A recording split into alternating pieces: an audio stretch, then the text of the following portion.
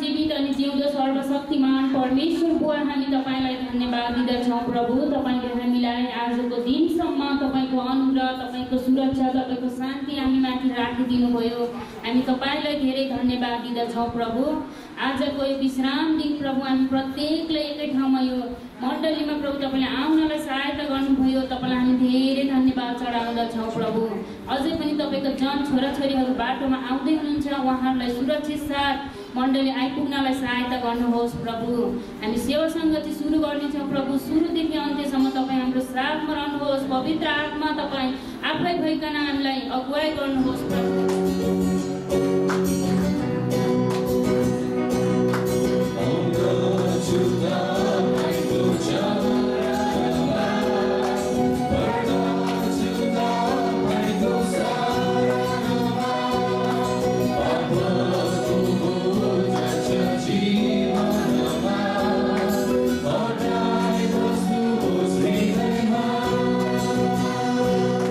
Sita,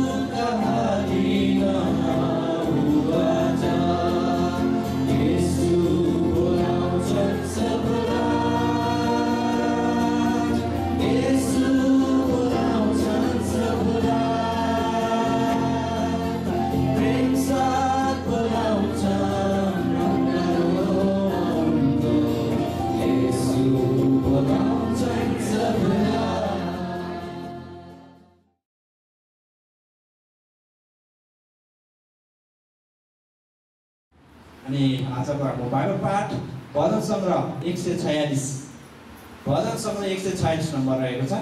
तपाईले भेट्नु होला। भजन सङ्ग्रह 146 उदारो परमेश्वरको प्रशंसा। हालेलुया। यी मेरो प्राण परमप्रभुको प्रशंसा गर। म जीवनभरि परमप्रभुको प्रशंसा गर्नेछु। म जीवित रहन्जेल मेरा परमेश्वरको स्तुति गाई नै बस्नेछु। आफ्नो भरोसा संसारका शासकहरूमाथि नराख, मरणशील मानिसमाथि जसले बचाउन सक्दैन। जब तिनीहरूको आत्मा निस्कन्छ तिनीहरू माटोमा मिलिहाल्छन्। यही दिन तिनीहरूका योजनाहरू पनि नष्ट हुन्छन्। त्यो मानिस धन्यको हो जसको सहायता याकुबका परमेश्वरमा हुन्छ, जसको आशा परमप्रभु देशमा परमेश्वरमा हुनुहुन्छ, त्यसका परमेश्वरमा हुन्छ। उहाँ स्वर्ग र पृथ्वी समुद्र र देशमा भएका यावत थोकका सृष्टिकर्ता हुनुहुन्छ। परमप्रभु सदाकालको निम्ति विश्वासयोग्य रहनुहुन्छ।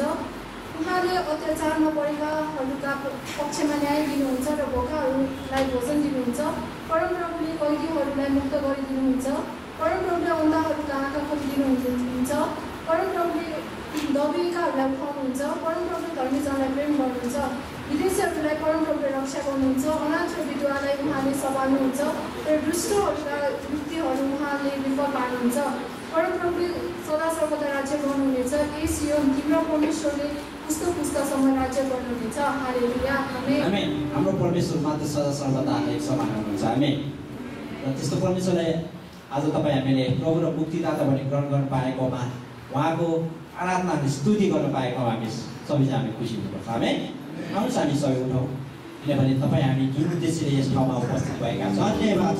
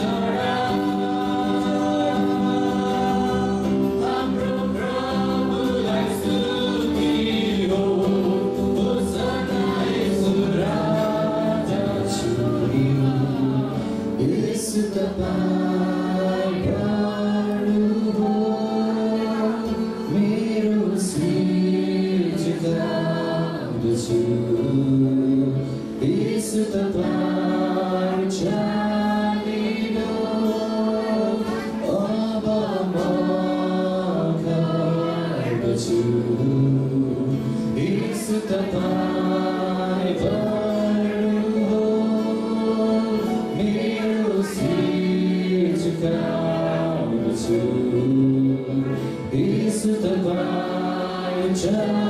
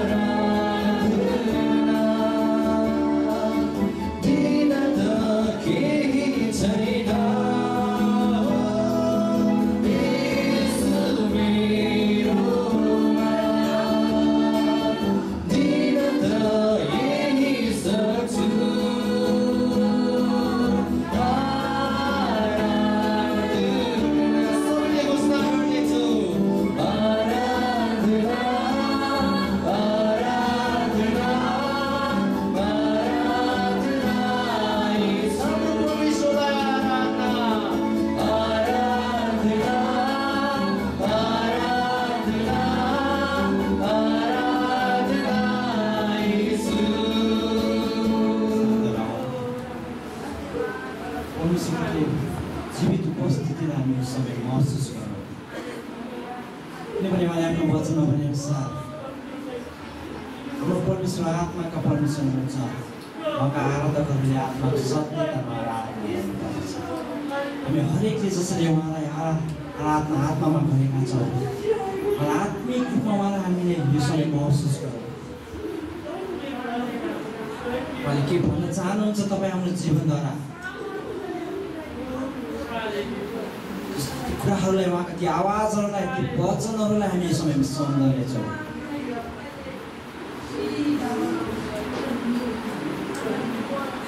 पवित्र उपस्थितिलाई यो समयमा महसुस गर्छौँ। हालेलुया। परमेश्वर पिता, हामी तपाईँलाई धेरै धन्यवाद दिँदछौँ परमेश्वर, किनभने प्रभु तपाईँको त्यो अनुग्रह, तपाईँको त्यो अगापे प्रेमको कारणले तपाईँले आफ्नो एकलौटी पुत्र येशू ख्रीष्टलाई मानिस जातिको पापको निम्ति क्रुसमा मर्नको निम्ति दिनुभयो।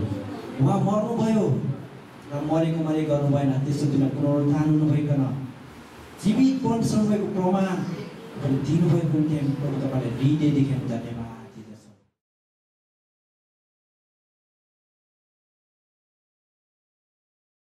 सबैलाई चाहिँ अनि तपाईँ पनि आफ्नो समयबाट गर्नुहोस्।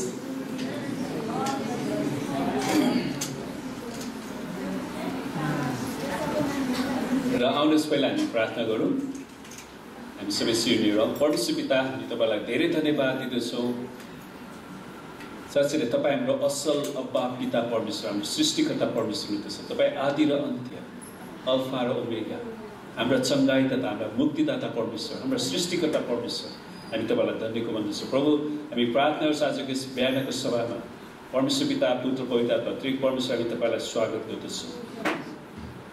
र हाम्रो मण्डलीको सिंहासनमा प्रभु विराजमान हुनुहोस् र यो सङ्गतिको अध्यक्षता हजुरले गर्नुहोस्। हामीलाई सुरुदेखि अन्तसम्म पवित्र आत्मा तपाईँ आफै भइकन अगुवाई गर्नुहोस्, येशूको नाम। र पहिला म बिरामीहरूको लागि प्रार्थना गर्न चाहन्छु। तपाईँ जतिजना बिरामी हुनुहुन्छ, तपाईँलाई चङ्गाइको खाँचो छ भने हात उचाल्नु होला र हात उचाल्नु भएको बिरामी जति उभिनुहोस् ल। अनि तपाईँ जतिजना अनलाइनमा हुनुहुन्छ तपाईँ पनि उभिनु होला र अरूले बिरामीतिर हात बढाउनुहोस् र आउनुहोस् हामी प्रार्थना गरौँ। हालेलुया। ओ रब शिखर रब रहत लब शीर रब रहन्द लब समरेखि बेरेहे तेरे रब कोर रब रहन्द लब। परमेश्वर पिता, हामी प्रार्थना गर्छौँ तपाईँका छोराछोरीको शरीरमा जे जति रोग बिमारहरू, शारीरिक दुर्बलताहरू, रुगाखोकी अनि निमोनिया, जे जति भाइरल्सहरू छन् प्रभुजी, शरीर दुख्ने अनि सुगर, प्रेसर, यी सबै शैतानका आक्रमणहरूलाई येशूको नाउँमा निस्किने र येशूको कुराको चोटमा ती सबै रोगहरू निको भइसकेको घोषणा गर्छौँ। पवित्र आत्मा तपाईँले हरेकलाई येशूको चङ्गाई बगाइदिनुहोस्। हरेकलाई हामी येशूको रगतले ढाक्दछौँ। धन्यवाद छ तपाईँको चङ्गाईको लागि, येशूको नाम। र दोस्रो विषय हामी प्रार्थना गर्छौँ। बाइबलले भन्छ काम नगर्नेले खाना पनि नखाओस्। तपाईँ जतिजनाको काममा परमेश्वरको आशिष चाहिन्छ, तपाईँको आर्थिक स्रोतहरूमा परमेश्वरको आशिष चाहिन्छ, तपाईँको तलबहरूमा वृद्धि चाहिन्छ, तपाईँको फसेको पैसाहरू उठ्न चाहिन्छ भने हात उचाल्नु होला र म तपाईँको लागि विशेष प्रार्थना गर्दछु।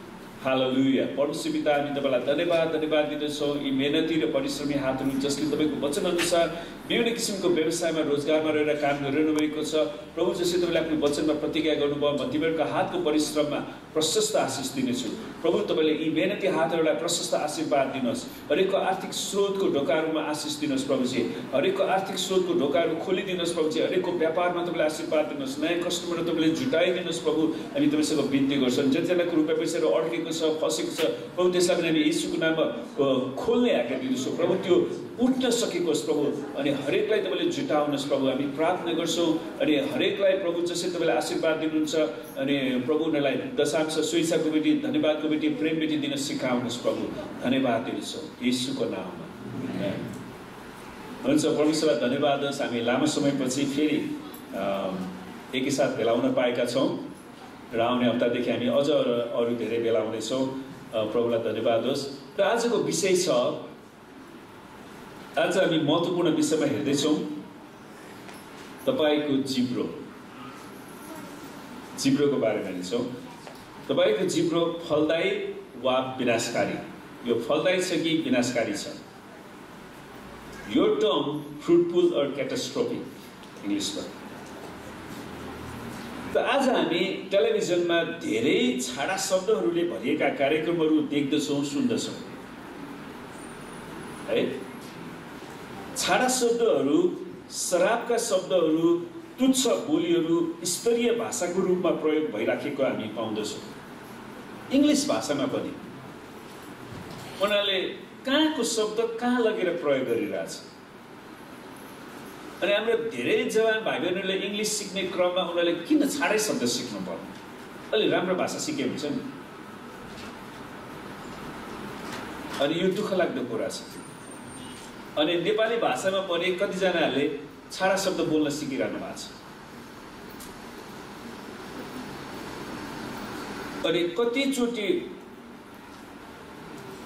आदर गरिएका व्यक्तिहरूले पनि, आदरणीय व्यक्तिहरूले पनि अश्लील शब्दहरूको धेरै प्रयोग गरेको सुन्दा हाम्रो नेपाली भाषाको शब्दकोशमा शब्दको भण्डार नै नभए जस्तो देखिन्छ। हाम्रो नेपाली शब्दकोशमा प्रशस्तै शब्दहरू छन्, किन त्यही छाडा शब्द बोल्न आवश्यक छ? आज संसारको त्यही आत्माले परमेश्वरको जीवित मण्डलीमा पनि दुःख दिइराखेको देखिन्छ। त्यो समस्या के हो? परमेश्वरका जनहरूले आफ्नो जिब्रोलाई नियन्त्रणमा राख्न सकेका छैनन्। उनीहरूको बोली सन्दा कतै उनीहरूले उद्धार त पाएका छन् भन्ने प्रश्न पनि उठ्छ। यो सोचाइ किन आएको छ? किनकि संसारका मानिसका आँखाहरू र कानहरूले मण्डलीहरूलाई हेरिराखेका छन्, सुनिराखेका छन्। तिनीहरूले असल भनिएका क्रिस्चियनहरूको बीचमा भएको एकअर्काको विरुद्धका कुराहरू सुन्दा यदि म पनि यो मण्डलीमा थिएँ भने मेरो विरुद्धमा पनि त्यसरी नै बोल्ने हुन् कि भन्ने उनीहरूले ठान्छ। त कसैले भनेका छन्, यो कसैले भनेको रहेछ, लट्ठी र ढुङ्गाले मेरो हड्डीलाई भाँच्ला तर शब्दहरूले मलाई कहिले चोट लाग्दैन। तर जसले यो भनेको छ त्यो सोरै आना गल्ती हो। अनियन्त्रित जिब्रोले बनाएको चोट भन्दा भाँचिएको हड्डी छिटै निको हुन्छ। शब्दको चोट डरलाग्दो चोट हुन्छ, घातक हुन्छ। आज धेरै मानिसको जीवनमा जिब्रोले दिएको चोटको पीडा अझै बाँकी छ। कतिजना श्रीमान श्रीमतीहरू उनीहरू चोटमा छन्। त्यो कुरा हेर्नलाई तपाईँ कहीँ जानु पर्दैन, तपाईँ फेसबुकमा एकचोटि उनीहरूको हेर्नुहोस् त, उनीहरूले लेखेको कमेन्टहरूलाई यसो पढ्नुहोस् त, उनीहरूको घरमा झगडा छ भने त्यसै थाहा हुन्छ। त्यतिकै थाहा हुन्छ।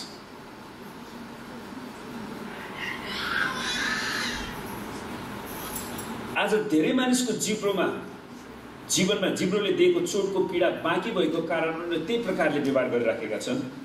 कसैले भनेका छन् क्रिस्चियन मानिसहरूबाट नै उनीहरूले जीवनको सबैभन्दा उत्साह दिने वचन प्राप्त गरेका छन्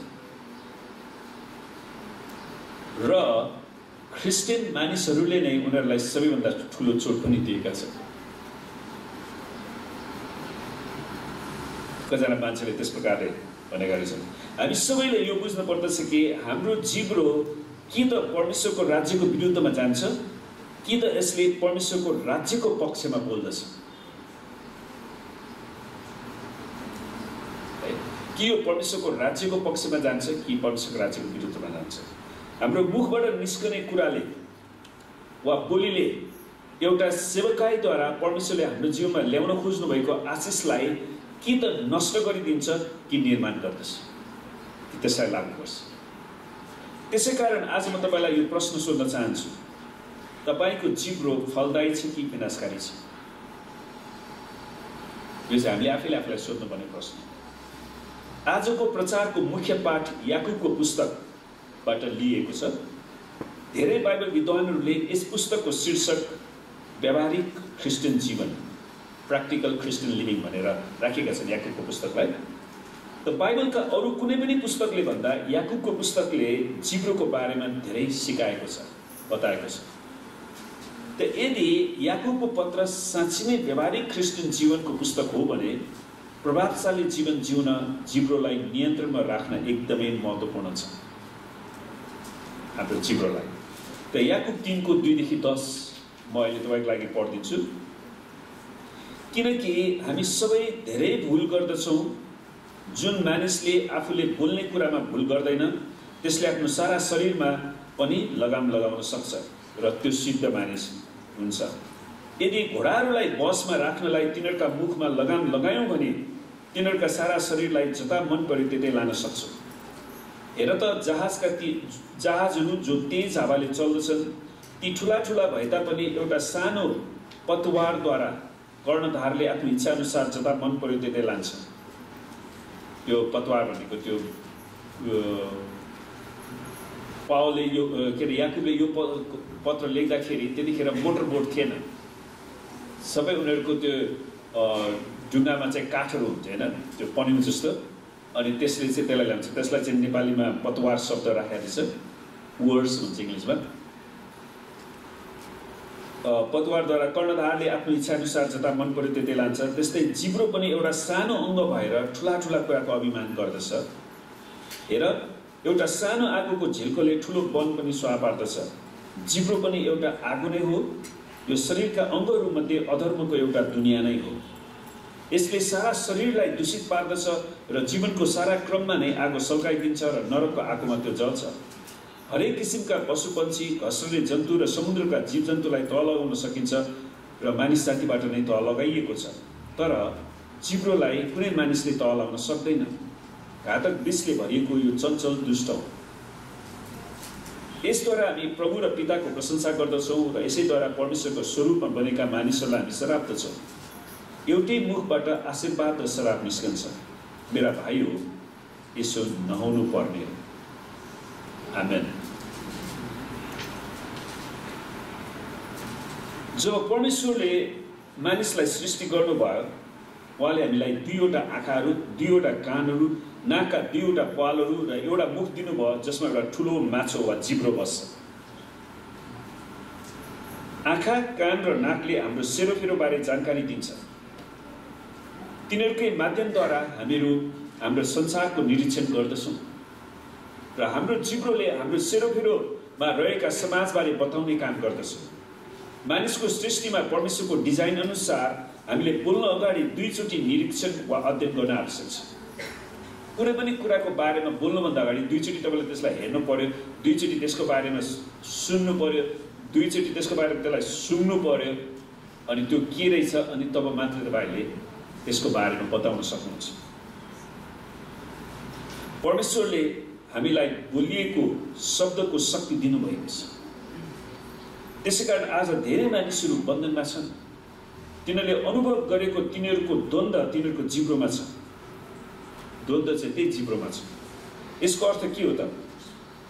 बाइबलले भन्छ रोप्ने र कटनी गर्ने सिद्धान्तबारे स्पष्टसँग सिकाएको छ। अर्थात् यदि तपाईँले मकै रोप्नुभयो भने मकै नै कटनी गर्नुहुन्छ, धान रोप्नुभयो भने धानकै कटनी गर्नुहुन्छ। यदि तपाईँले विनाशको शब्द वा श्राप रोप्नुभयो भने विनाश श्राप नै कटनी गर्नुहुन्छ। धेरैजना मान्छेले आफ्नो बालबच्चालाई श्राप श्राप श्राप, मैले अध्ययन गरेको छु कतिवटा घरहरूमा ती जवान भाइ बहिनीहरूले किन प्रगति गर्न सकेन? किनकि उनीहरूको बुवा आमाले सानैदेखि उनीहरूलाई श्रापेरै हुर्कायो क्या। अनि त्यसले गर्दाखेरि उनीहरूलाई उनीहरूको मुखबाट पनि श्रापकै कुरा निस्किन्छ, नकारात्मक कुरा मात्र निस्किन्छ। किनकि उनीहरूलाई ती कुराहरूलाई छ। अनि त्यसैले आजसम्म पनि उनीहरू त्यही नै बोलिरहेको हुन्छ, किनकि उनीहरूको मानसपटलमा त्यो कुरा छापिएको हुन्छ। तर यदि तपाईँले जीवनको वचनद्वारा जीवनका वचनहरू परमेश्वरको वचन रोप्नु भयो भने तपाईँले जीवन नै कटनी गर्नुहुन्छ। तपाईँले आशिष रोप्नुहोस्, आशिष नै कटनी गर्नुहुन्छ। तपाईँले बोल्नुभएको वचनमा शक्ति छ, किनकि परमेश्वरले बोलेर यी सबै कुराको सृष्टि गर्नुभयो। तपाईँको जिब्रोले नै तपाईँको चरित्र निर्माण गर्दछ। मृत्यु र जीवनको शक्ति बोलीमा हुन्छ। केही ख्रिस्टियनहरू जहिले पनि नकारात्मक आत्माअनुसार मात्र चल्छन्। तिनीहरूको मुखमा सकारात्मक कुरा कहिले पनि भेटाउन सकिँदैन, किनकि उनीहरू बचपन हुँदाखेरि उनीहरूलाई त्यसरी नै हुर्काइयो क्या। खास कारण चाहिँ त्यो रहेछ। तिनीहरूको आचरणले तिनीहरू को हुन् भन्ने जनाउँछ। तपाईले यो कुरा तपाईको मनमा राख्नुहोस्, एउटा व्यक्तिले आफूले आफ्नो मुखले बोलेको कुरा अन्त्यमा उसले प्राप्त गर्नेछ, चाहे त्यो सकारात्मक होस् वा नकारात्मक, आशिष वा श्राप। यदि तपाईले म गर्न सक्छु भन्नुभयो भने तपाईले गर्नुहुन्छ, म पढ्न सक्छु भन्नु भने तपाईले पढ्नुहुन्छ, म काम गर्न सक्छु, रुपियाँ पैसा कमाउन सक्छु भन्नुभयो भने तपाईले कमाउन सक्नुहुन्छ, तपाईले गर्न सक्नुहुन्छ। यदि तपाईले म गर्न सक्दिनँ भन्नुभयो भने तपाईले गर्न खोज्नुभएको कुरा तपाईले गर्न सक्नुहुने छैन। यदि तपाईले नकारात्मक रूपमा बोल्नु भयो भने तपाईले नकारात्मक नतिजा पाउनुहुनेछ, किनकि तपाईको बोलीले नकारात्मक वातावरणको सृजना गर्दछ, जसले नकारात्मक नतिजा उत्पादन गर्दछ। त्यसरी नै सकारात्मक बोलीले सकारात्मक वातावरणको सृजना गर्छ र सकारात्मक नतिजा उत्पादन गर्दछ। यो परीक्षण गर्नुहोस् तपाईले। आफ्नो घरमा गएर यो हप्ता आउने 48 घण्टा तपाईको काम, तपाईको बालबच्चा, तपाईको जोडी, तपाईको स्वास्थ्य, तपाईको भविष्य र तपाईको जीवनमा असर पार्ने हरेक कुराहरुका बारेमा सकारात्मक र आशालाग्दो कुरा मात्रै बोल्नुहोस्। हामी अहिले अलिकति अभ्यास गरौँ। तपाईले नजिकको साथीलाई हेर्नुहोस् र भन्नुहोस्, परमेश्वरले तपाईलाई आशिष दिनु, परमेश्वरले तपाईको काममा सफलता दिनु, परमेश्वरले तपाईको स्वास्थ्यलाई राम्रो गराइदिनु, परमेश्वरले तपाईको बालबच्चालाई असल गराइदिनु। यो तपाईले घरमा प्र्याक्टिस गर्नुहोस्, हुन्छ? तपाईको श्रीमान श्रीमती पति पत्नी हुनुहुन्छ भने तपाईले एक अर्कालाई आशिष दिनुहोस्। नकारात्मक कुरा गरेर त्यसलाई चाहिँ खिल्ली उडाउनु भन्दा आशिष दिन सिक्नुहोस्, सकारात्मक भन्नुहोस्। यो 48 घण्टा तपाईले अभ्यास गर्नुहोस् र आउने हप्ता हामी तपाईको गवाई सुन्न सक्छौँ, त्यसको असर।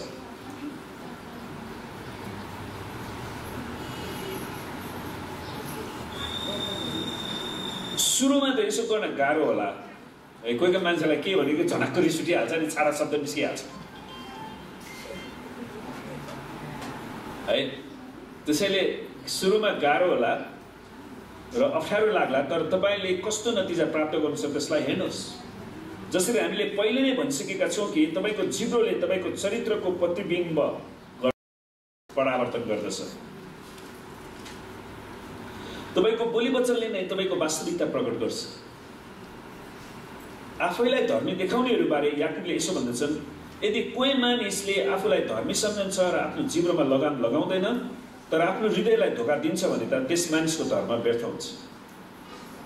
त्यस मानिसको धर्म व्यर्थ हुन्छ। जसले आफ्नो जिब्रो लगाम लगाउँदैन भने उसको धर्म व्यर्थ हुन्छ। त चाखलाग्दो कुरा के रहेछ भने यो धर्म वा धर्मी शब्द जुन छ, यहाँ चाहिँ रिलिजियस शब्दको अनुवाद छ। धर्मी नेपालीमा दुईटा शब्द छ क्या, इङ्ग्लिसमा एउटा राइचियसनेस धार्मिकता भयो, अनि यो रिलिजियस यो चाहिँ धर्मी देखाउने कुरा भयो। यसलाई चाहिँ ग्रीक भाषामा परमेश्वरको डर राख्ने र आराधना गर्ने भन्ने जनाउँदो रहेछ यो शब्द ग्रीकमा। त याकुबले भन्न खोजेको कुरा चाहिँ के भने, यदि तपाईँ परमेश्वरको डर राख्छु र उहाँको आराधना गर्छु भनी दाबी गर्नुहुन्छ तर आफ्नो जिब्रोलाई नियन्त्रणमा लिनुहुन्न भने तपाईले आफैलाई गिच्याइरहनु भएको छ, आफैलाई गिच्याइरहनु भएको छ र तपाईको आराधना पनि त्यो व्यर्थको देखावटी मात्र छ। अब तपाईले चर्चमा आएर हालेलुया हालेलुया प्रभु तपाईलाई धन्यवाद छ भनेर प्रशंसा गर्नुहुन्छ, अनि त्यहाँबाट बाहिर गयो अलिकति तपाईँ सबै किसिमको कुरा छाडा के मतलब भयो? त्यो त मलाई अहिले पनि याद छ। सानोमा हामी सानो हुँदाखेरि पब्लिक धारामा पानी लिन जाँदाखेरि त्यहाँ कतिजना दिदीबहिनीहरू त्यत्तिकै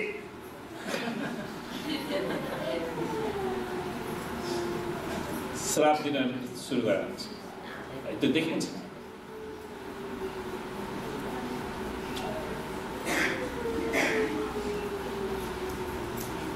यसकारण यो 3 अध्यायले बताउँछ कि यो याकुबको 3 अध्यायले एउटै जिब्रोले परमेश्वरको आराधना गर्छ र ख्रीष्टमा भएका आफ्ना भाइ बहिनीहरूलाई श्राप पनि दिन्छ भने त्यो त दोहोरो चरित्र भएन र? त्यो दोहोरो चरित्र यसो नहुनु पर्ने। याकुब 3:10 याकुबले भन्छ। यदि हामी यसै गर्छौँ भने हामीले संसारका मानिसहरूलाई परमेश्वरको साँचो हृदय र स्वभावलाई प्रतिबिम्बित गर्दैनौँ, उनीहरूलाई त्यो देखाउन सक्दैनौँ। यो कुरा साँचो हो कि हामी सबैले गल्ती गर्छौँ। संसारलाई परमेश्वरको बारेमा राम्रो ज्ञान छैन, त्यसै कारण क्रिस्चियनहरूले मानिसहरूका गल्तीलाई संसारको मानिसले भन्दा भिन्दै प्रकारले समाधान गर्नुपर्ने। बाइबलले जिब्रोलाई आगोसँग तुलना गर्दछ। यो शरीरका अङ्गहरू मध्ये अधर्मको दुनियाँ नै हो, यसले सारा शरीरलाई दूषित पार्दछ। त जिब्रोलाई अधर्मको दुनियाँ बनाउने कि धार्मिकताको दुनियाँ बनाउने त्यो निर्णय तपाईँले गर्नुहुन्छ। त्यसैले हामीले निर्णय बनाउनुपर्छ। म अब अशुद्ध शब्द बोल्दिनँ, म श्रापको बोली बोल्दिनँ। मानिसलाई मलाई रिसै उठ्यो भने पनि बरु तपाईँ नबोल्नुहोस् क्या, श्राप बोल्नुहोस् त केही पनि नबोल्नुहोस्। आमेन।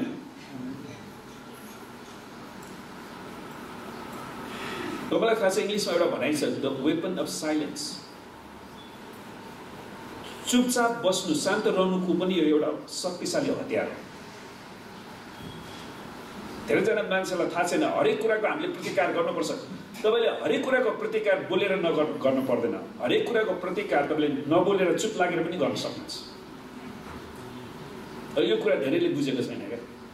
मैले बोलिनँ भने मैले हारेँ, खास कुरा त्यो होइन। त्यो अर्को एउटा युद्धको अर्को तरिका हो। त्यसैले इङ्ग्लिसमा त्यसलाई वेपन अफ साइलेन्स भन्दो रहेछ। शान्त रहनुको अर्को हतियार।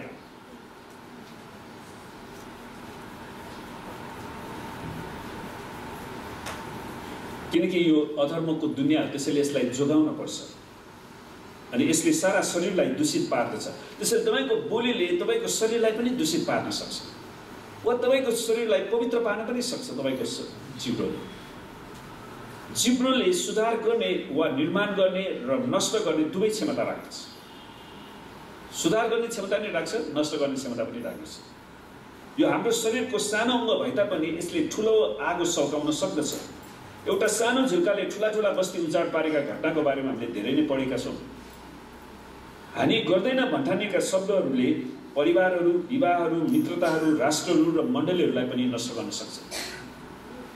आज धेरै मानिसहरूले आफ्नो जिब्रोलाई लगाम कसेको भए उनीहरूको परिवार र मित्रता टुट्ने थिएन। किन परिवार फुटेर जान्छ? उनीहरूको जिब्रोको कारण। आजका धेरै जवानहरूलाई उनीहरूको बाल्यकालको खराब र तुच्छ शब्दहरू बोलेर नसताएको भए उनीहरूले आफ्नो जीवनमा असल कुरा हासिल गर्न सक्ने थिए। आज धेरै व्यक्तिहरूले हाम्रा मण्डलीहरूभित्र संसारको सिद्धान्त लिएर प्रयास गरिराखेका छन्। संसारको कुरा मण्डलीभित्र लागु हुँदैन क्या, मण्डलीभित्र परमेश्वरको वचनको कुरा मात्रै लागु हुन्छ। आमेन। बोल्ने स्वतन्त्रता छ भन्दैमा जहाँ पनि बोल्ने, जे पनि बोल्ने, जहिले पनि बोल्ने गर्नु हुँदैन। परमेश्वरको वचन र पवित्र आत्माले हामीलाई परिवर्तन गर्न दिनुपर्दछ र हाम्रो बोलीलाई शुद्ध पार्न पर्दछ। हामी सबैलाई हाम्रो जिब्रो नियन्त्रणमा राख्न गाह्रो हुन्छ, त्यसै कारण हामी पवित्र आत्माको अधीनमा बस्नु पर्दछ। हाम्रो इच्छालाई प्रत्येक दिन मार्नु पर्दछ र प्रभुलाई हाम्रो जीवनमा शासन गर्न दिनुपर्दछ। आमेन। हाम्रो खराब इच्छालाई। जब तपाईँको जिब्रो परमेश्वरको अधीनमा हुँदछ तपाईँले परमेश्वरको वचन बोल्न थाल्नुहुन्छ। तर जब तपाईँको जिब्रो तपाईँको शारीरिक अभिलाषा र शैतानको अधीनमा हुन्छ, केही समयको लागि त तपाईँले परमेश्वरको वचन बोल्नुहुन्छ, तर पछि गएर तपाईँले शैतानको शब्दहरू बोल्न सुरु गर्नुहुन्छ। यो कुरा हामी पत्रुसको जीवनमा देख्दछौँ। त उहाँ कसरी यरुशलेममा जानुपर्छ र धर्मगुरु र मुख्य पुजारीहरू र शास्त्रीहरूबाट धेरै कष्ट भोग्नुपर्छ, मारिनुपर्छ र तेस्रो दिनमा जीवित भइउठ्नुपर्छ भनी उहाँले त्यस बेलादेखि आफ्ना चेलाहरूलाई बताउन थाल्नुभयो प्रभु यीशुले। अनि पत्रुसले उहाँलाई एकातिर लगेर हप्काउन लागे। अनि पत्रुसले भन्छन् प्रभुलाई, यीशुलाई, परमेश्वरले यसो नगरून् प्रभु, तपाईँमाथि यस्तो कहिले हुने छैन। तर फर्केर प्रभु यीशुले पत्रुसलाई भन्नुभयो, ए शैतान, मेरो सामुन्नेबाट हटिजा, त मेरो निम्ति बाधा होस्। यो 32:16-21 23 मा भन्छ। वास्तवमा त्यहाँ शैतान होइन, पत्रुस खडा थियो नि खास हो। पत्रुसले भनेको नि, तर प्रभुले पत्रुसलाई किन शैतान भन्नुभयो? पत्रुसलाई भूतात्माले गाँजेको पनि थिएन, खास त भूतात्माले गाँजेर आएको पनि त थिएन नि। खास कुरा के थियो भने उसले आफ्नो जिब्रोलाई शैतानको शब्दहरू बोल्नलाई स्वीकृति दियो क्या। कुरा चाहिँ उसले आफ्नो जिब्रोलाई शैतानको शब्द बोल्नलाई स्वीकृति दिन्छ, किनकि प्रभु येशू त अब क्रुसमा टाँगिन जाँदै हुनुहुन्थ्यो। त्यसैले उहाँलाई धोकेबाज हुँदै थियो, त्यो कुरा उहाँले पहिले बताउनुहुन्छ। तर पत्रुसले प्रभु एकातिर लगेर हप्काउन पो थाले प्रभुलाई। कहाँ हो प्रभु? प्रभुभन्दा बढी जान्ने भन्न थाल्यो। त हितोपदेश 13:3 भन्दछ, आफ्नो ओठको रखवाली गर्नेले आफ्नै जीवन सुरक्षित पार्छ, आफ्नै जीवनलाई सुरक्षित पार्छ, तर असावधान बोलीले सर्वनाश ल्याउनेछ। म फेरि तपाईलाई यो प्रश्न सोध्न चाहन्छु, तपाईको जिब्रो फलदायी छ कि विनाशकारी छ? यो त हामीले आफूलाई सोधिरहनु पर्ने कुरा। यसले परमेश्वरको राज्यलाई निर्माण गरिराखेको छ कि भत्काइराखेको छ? विनाशकारी जिब्रोका केही चिन्हहरू यस प्रकार छन्। त विनाशकारी जिब्रोका केही चिन्हहरू, यो जहिले पनि अल्छी वा व्यर्थका कुराहरू बोल्छ, बिना खाएको कुरा बोलेर परमेश्वरले भन्नुभयो, हरेक व्यर्थका कुरा जो मानिसहरू बोल्दछन् न्यायको दिनमा तिनीहरूले त्यसको लेखा दिनुपर्नेछ। मत्ती 12:36। त यसको अर्थ असल कुरा उत्पादन नगर्ने हरेक अल्छी व्यर्थका कुरा कानेले हिसाब किताब लेखा दिनुपर्नेछ। दोस्रोमा विनाशकारी जिब्रोको दोस्रो लक्षण कुरा काट्नु, गसिप्स इङ्ग्लिसमा। कुरा काटेर बस्ने व्यक्ति शैतानको प्रसारण स्टेसन हो क्या। तपाईँ रेडियो प्रसारण हुन्छ नि, टेलिभिजन प्रसारण, कोही मान्छे शैतानको प्रसारण गर्छ, प्रसारण स्टेसन। जसरी पौलले लेख्दैछन्, तिनीहरू घर घर डुल्ने भए अल्छी गर्ने मात्र होइन, तर कुरौटे, अर्काको कानमा हात हाल्ने, बोल्न नहुने कुराहरू बोल्ने हुन्छन्। पहिलो तिमोथी 5:13। त मैले कुरा काटिराखेको छु भन्ने कुरा कसरी थाहा गर्ने त? यो थाहा गर्न आफूलाई 5वटा व्यवहारिक प्रश्नहरू सोध्नुहोस्। के यो सत्य हो? पहिलो कुरा। दोस्रोमा, के यो भन्नै पर्ने आवश्यक हो त?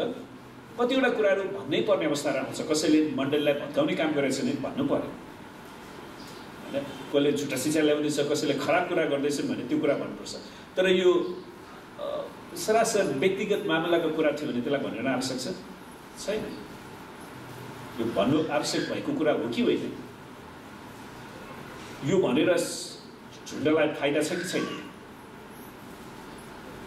के तपाईलाई यो कुरा बाँड्ने स्वीकृति छ? कसैले बाँड्ने अनुमति दिएको छ कि छैन? त यो कुरा बाँड्नुमा मेरो उद्देश्य शुद्ध छ कि छैन? त्यो पनि हेर्नु पर्यो। त यदि तपाईले यी 5वटा प्रश्नहरूको सकारात्मक उत्तर दिन सक्नुहुन्छ भने तपाईले आफ्नो मुख बन्द गरेर, सक्नुहुन्न भने तपाईले आफ्नो मुख बन्द गरेर सबैको भलाइ गर्नुहोस्। त्यसैले बिना फाँकमा हामीले सबै कुरा सबैलाई बाँड्नुपर्छ भन्ने छैन, तर बाँड्नै पर्ने कुराहरू पनि छन्। विगतमा हाम्रो मण्डलीमा उनीहरूले यो कुरालाई गलत प्रकारले बुझेर कतिजनाले भित्रभित्र मण्डलीलाई व्यभिचार र वेश्यावृत्तिमा डोर्याइराखेको छ अनि हामीलाई थाहै छैन। अनि त्यस्तो कुरामा चाहिँ हामी होसियार गर्छौँ, हामीलाई थाहा हुनुपर्छ। कति मण्डलीका सदस्यहरूलाई गुवासोहरूले खाँदैछ भने त्यो पनि थाहा हुनुपर्छ। तर कसैको व्यक्तिगत निजी कुराहरू तिनीहरूमा हामी हस्तक्षेप गर्न जानु छैन। त्यसो कुरा झुट कुरा बोल्नु विनाशकारी जिब्रोको कुरा। आज धेरै हास्य कलाकारहरूले झुट कुरा बोलेर मानिसलाई हँसाउने प्रयास गर्छ, तर यो परमेश्वरको दृष्टिमा ठिक छैन। वास्तवमा हितोपदेश 12:22 भन्दछ, परमप्रभु झुटा ओठलाई घिनाउनुहुन्छ, तर उहाँ सत्यवादी मानिससँग प्रसन्न हुनुहुन्छ। तपाईले झुट बोलेर त्यसलाई सेतो झुटको दर्जा दिए तापनि त्यो परमेश्वरको दृष्टिमा घृणित नै हुन्छ। अर्थात् हिब्रू भाषामा यसलाई घिनलाग्दो कुरा भनिँदो रहेछ। यसैकारण हामी यो भन्न सक्छौँ कि झुट कुराले हामीलाई बिरामी बनाउन सक्छ। निरन्तर रूपमा झुट बोलिरहने मानिसलाई भरोसा गर्न सकिँदैन। चौथोमा शराब, दुर्वचन र कसम खान। होइन, कसैले आफ्नो झुटो कुरालाई बताउनको लागि सत्य धरोधरमा तिम्रै मासु खान, है, तिम्रै रगत पिउनु भनेर मान्छेले बोलिरहेको हुन्छ नि। त यदि तपाईँ अझै पनि आफ्नो जिब्रोलाई सराप्न, दुर्वचन बोल्न र कसम खानलाई प्रयोग गर्नुहुन्छ भने तपाईँसँग गम्भीर समस्या छ। यसको अर्थ तपाईँको जिब्रो अझै पनि शत्रुको सिक्रीमा टाँसिराखेको छ। यदि हामी निरन्तर रूपमा शराब र दुर्वचन बोलिरहन्छौँ भने हामी ख्रीष्टको निम्ति कस्तो साक्षी बन्नेछौँ? त हामी यस प्रकारले हेरौँ, यदि मेरो कपमा कफी भरिएको छ अनि कफी पिउँदै गर्दा अचानक मलाई कसैले ठक्कर दियो भने के पोखिन्छ? कफी पोखिन्छ। त यदि हामी पवित्र आत्माले भरिएका छौँ र कसैले हामीलाई ठक्कर दियो भने हामीबाट बाहिर के निस्किन्छ? पवित्र आत्माको फल हो। प्रेम, शान्ति, आनन्द, धीरज, दया, भलाइ, विश्वास, नम्रता, आत्मसंयम, अनि यिनीहरूको विरुद्धमा के पनि छैन। आमेन। त हामीले हाम्रो मुखलाई टोयलेट जस्तै गन्दा बनायौँ भने हामी कसरी प्रभावशाली साक्षी बन्न सक्छौँ?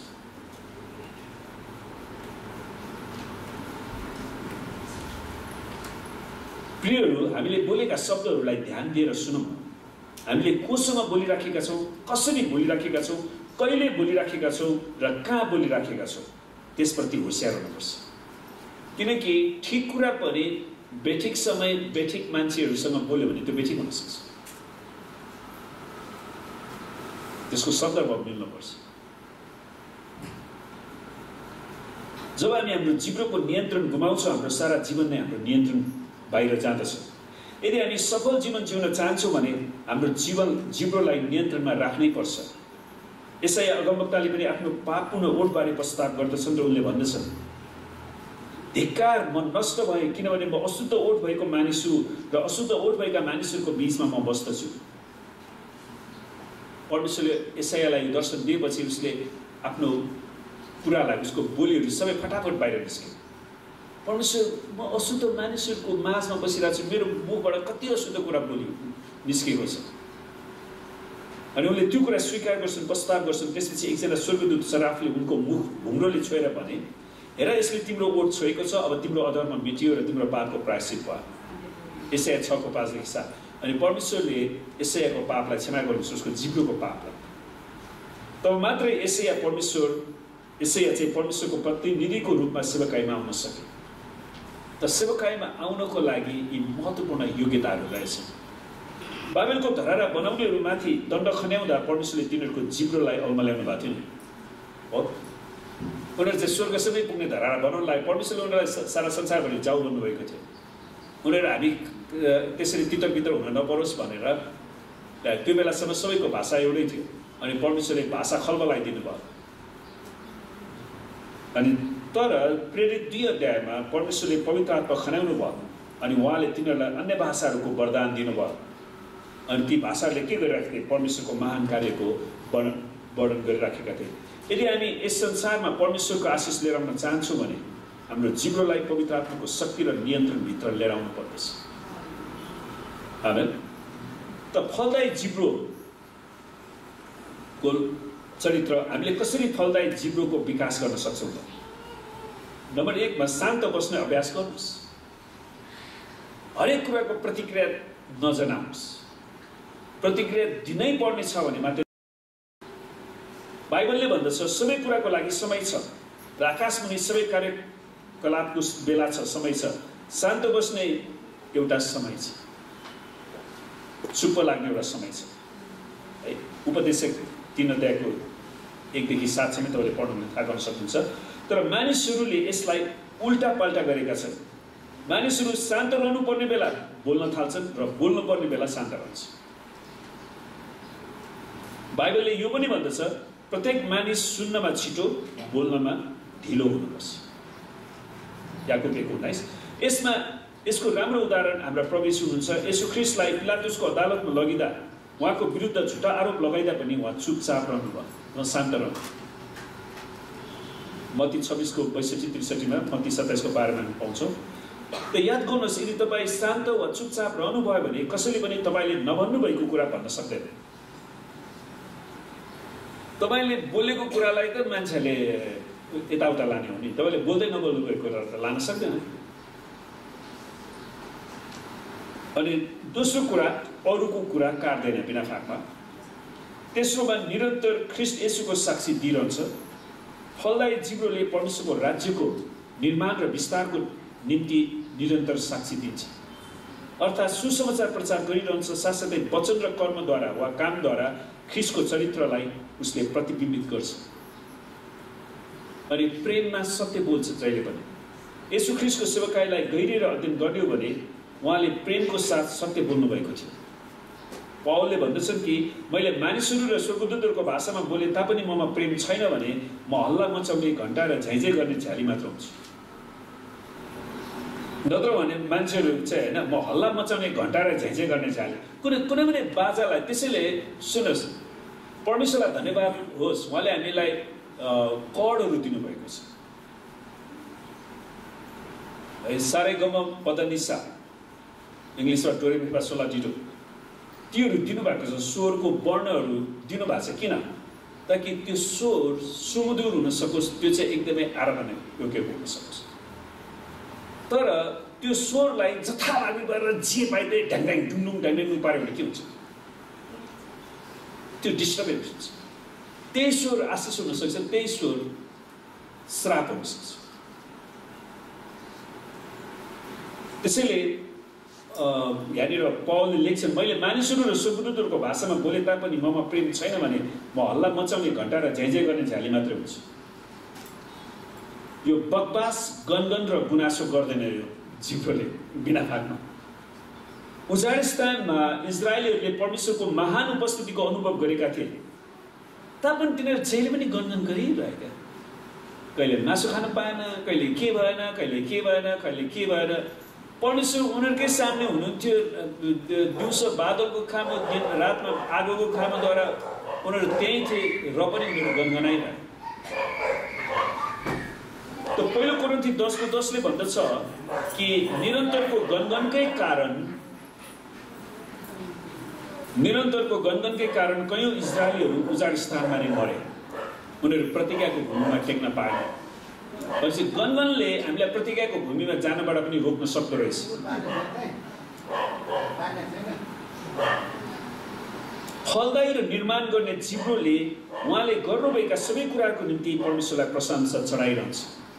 हरेक कुराको लागि, भए पनि नभए पनि सबै कुराको लागि परमेश्वरलाई हामी धन्यवाद दिइरहन सक्छौँ।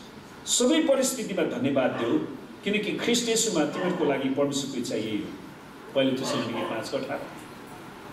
अनि सकारात्मक कुराहरूको घोषणा गर्नु, सकारात्मक कुराहरू स्वीकार गर्नु। आमेन। तपाईले क्रिस्चियन भएर पनि शङ्का बोल्नु भयो भने शङ्काले तपाईमाथि विजय गर्नेछ। यदि तपाईले असफलता बोल्नु भयो, असफलतालाई घोषणा गर्नुभयो भने यसले तपाईमाथि विजय हासिल गर्नेछ, असफलता नै लाग्नेछ।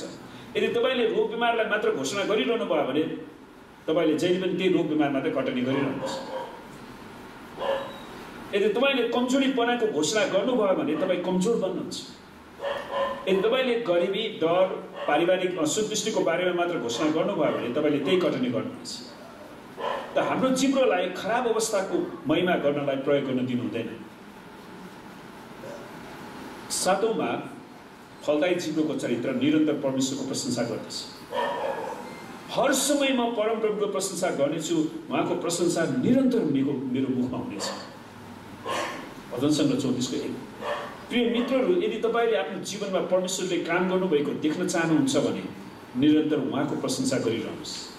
प्रभु धन्यवाद छ तपाईँको प्रेमको निम्ति, तपाईँको चङ्गाइको निम्ति, तपाईँको सुरक्षाको निम्ति, तपाईँको आशिषको निम्ति, तपाईँको मार्गदर्शनको निम्ति। आमेन। किनकि परमेश्वर आफ्ना जनहरूको प्रशंसाहरूमा वास गर्नुहुन्छ। परमेश्वर आफ्ना जनहरूको प्रशंसाहरूमा वास गर्नुहुन्छ। भजन सङ्ग्रह 22:3। नेपाली नयाँ अनुवादमा त्यसरी अनुवाद गरेको रहेनछ क्या। God inhabits the praises of his people। परमेश्वर आफ्ना जनहरूको प्रशंसामा वास गर्नुहुन्छ। आफैलाई प्रश्न सोध्नुहोस्, मेरो मुखले के कुरा बोलिराखेको छ?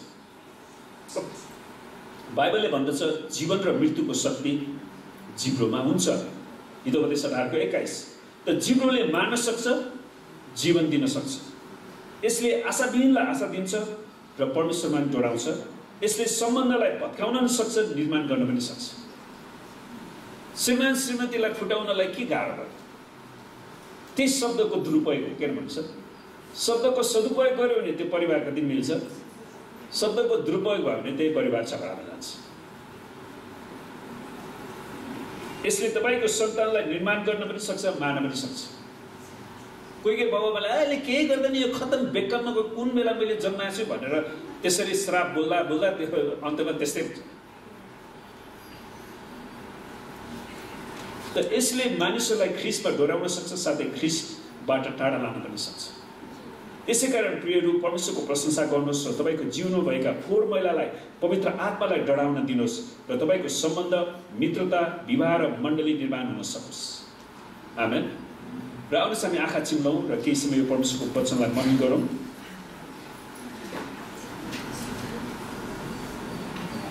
हालेलुया। परमेश्वर पिता, हामी तपाईँलाई धेरै धेरै धन्यवाद दिँदछु, किनकि तपाईँले हामीलाई जिब्रो सृष्टि गर्नुभएको छ। प्रभु, यो जिब्रोलाई तपाईँको महिमाको निम्ति बोल्नलाई, तपाईँको राज्यको घोषणा गर्नलाई, तपाईँको परिवारमा चङ्गाई ल्याउनलाई, छुटकारा ल्याउनलाई, आशाविहीनहरूलाई आशा दिनलाई प्रयोग गर्नलाई हामीलाई सिकाउनुहोस्। प्रभु, कसरी बोल्नुपर्ने हामीलाई सिकाउनुहोस्। पवित्र आत्मा तपाईँले हामीलाई अगुवाई गर्नुहोस्, हाम्रो जिब्रोलाई नियन्त्रणमा लिनुहोस् प्रभु, र हामी हरेकको निम्ति आशिषको स्रोत बन्न सकौँ, हरेकलाई हामी आशिष दिन सकौँ, हरेक परिवारलाई निर्माण गर्न सकौँ। प्रभु, हामी तपाईँसँग प्रार्थना गर्छौँ। प्रभु, हाम्रो मण्डलीमा निरन्तर तपाईँले आशिष बर्साउनुहोस्। प्रभु, कतिवटा टुटे फुटेका परिवारलाई तपाईँले जोड्नुहोस्, मिलाउनुहोस् प्रभु, मिलापमा ल्याउनुहोस् पिता, तपाईँले चङ्गाइदिनुहोस्। प्रभु, हामी प्रार्थना गर्छौँ हाम्रो यो हप्ताभरिका हाम्रो सेवकाईमा तपाईँले आशीर्वाद दिनुहोस् र आउने हप्ताहरूमा हरेकलाई तपाईँले मण्डलीमा डोराउनुहोस् प्रभु। हरेकलाई कोरोना भ्याक्सिनहरू तपाईँले जुटाइदिनुहोस् पिता, हामी तपाईँसँग बिन्ती गर्छौँ। परमेश्वर पिता, हामी प्रार्थना गर्छौँ तपाईँले हाम्रो मण्डलीलाई आशीर्वाद दिनुहोस् र हरेकलाई रक्षा गर्नुहोस्। प्रभु, हामी प्रार्थना गर्छौँ तपाईँको आफ्नो मुख तपाईँको मण्डलीमाथि चम्काउनुहोस् र हरेकलाई तपाईँले अनुग्रह गर्नुहोस्। परमेश्वर पिता, हामी प्रार्थना गर्छौँ तपाईँले आफ्नो चेहरा तपाईँको मण्डलीमाथि प्रकाश गरिदिनुहोस्, हरेकलाई तपाईँको शान्तिले भन्नुहोस् र तपाईँको नाउँ मात्र यस मण्डलीमा उचालिन सकेको छ प्रभु। हामी तपाईँलाई धन्यवाद गर्छौँ र परमेश्वर पिताको प्रेम, प्रभु यीशु ख्रीष्टको अनुग्रह र पवित्र आत्माको सङ्गति र सहभागिता हामी र हरेकसित आजदेखि सदा सर्वदा रहिरहँ, येशूको नाम। जसलाई जय मसीह।